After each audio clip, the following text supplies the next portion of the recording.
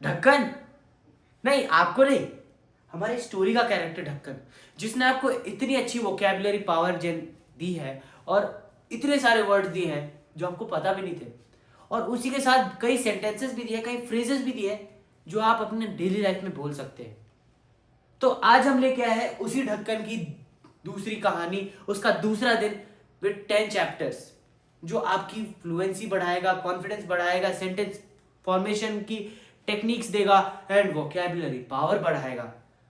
So, hello everyone, welcome to Saptarishi School of Skill Development. I am Aniket Singh and today here we are with the story of Dhakkan, the great adventures of Dhakkan.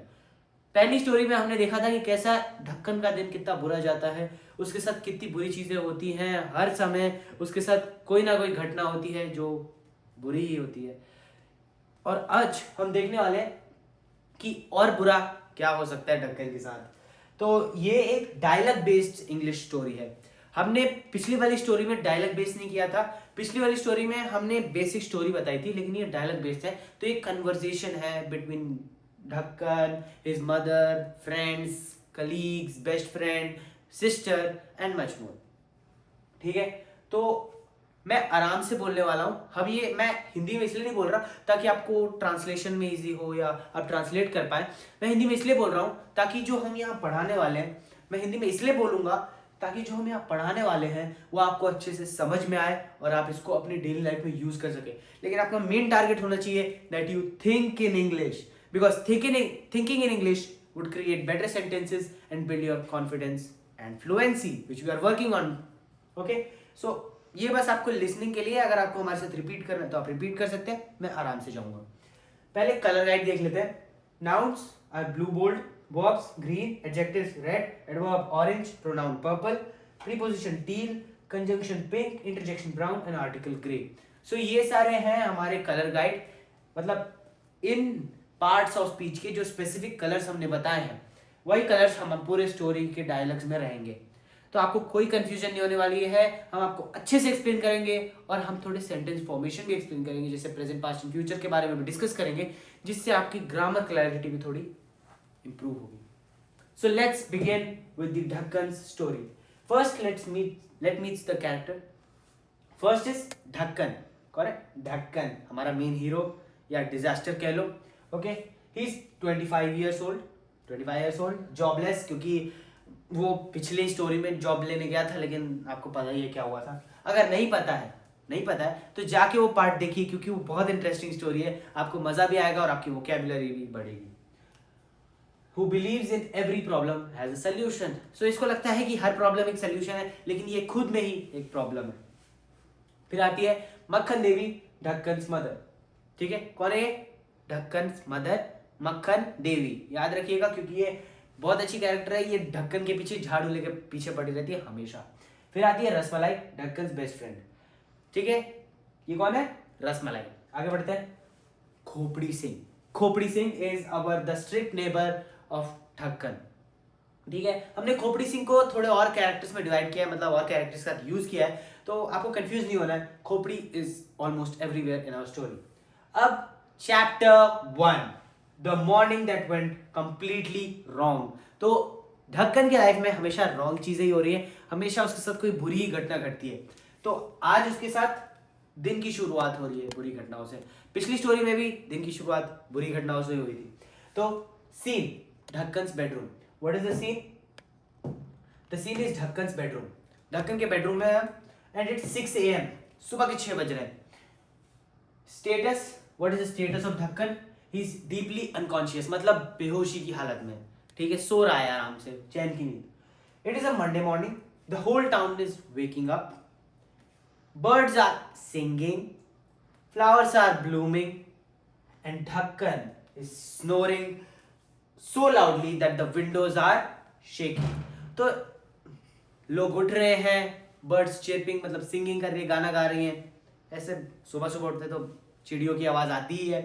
Flowers are blooming, flower खिलखिला रहे हैं, फूल खिलखिला रहे हैं, लेकिन ढक्कन जो है वो इतने ज़ोर से खर्राटे मार रहा है कि उसकी घर की खिड़कियाँ भी हिल रही है, कपकपा रही है।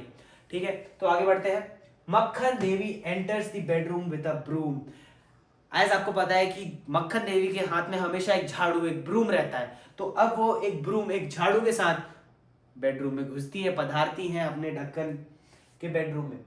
मक्खन Devi, wake up you lazy useless creature, the sun has already risen. अब मक्खन देवी ढक्कन पे चिल्ला रही होती है कि तुम्हें उठना चाहिए, सुबह हो गई है। जैसे English tip, wake up, it's a command, it's imperative sentence, so it's a command, wake up. अगर आप ऐसे इंटेंसली बोल रहे वेक अप, कमांड है, आप किसी को कमांड दे रहे कि उठो। when you order to someone to do something, when you order someone to do something, it is imperative sentence। आपको imperative sentence जानने की जरूरत नहीं है, ये इंग्लिश टिप आपको अगर आपको याद करनी है आप कर सकते हैं, लेकिन अगर आप बेसिक याद करें तो वेक अप आप याद कर सकते हैं, which is a small phrase, which is a very basic sentence used by native English speakers. Okay, let's move further in this chapter 1. Dhakkan. I'm sleeping, Amma. Come back in 2 hours. So अब ढक्कन चाहता है कि वो 8 बजे उठे. Now English tips. I am sleeping. Present continuous tense मतलब चल रहा है. आपको ये भी जानने की जरूरत नहीं, but I am sleeping मतलब जो चीज चल रही है वो आप ऐसे बता सकते हैं, ठीक है। आपको ट्रांसलेशन से नहीं सीखना है कि आई एम स्लीपिंग मतलब मैं सो रहा हूं, नो नीड।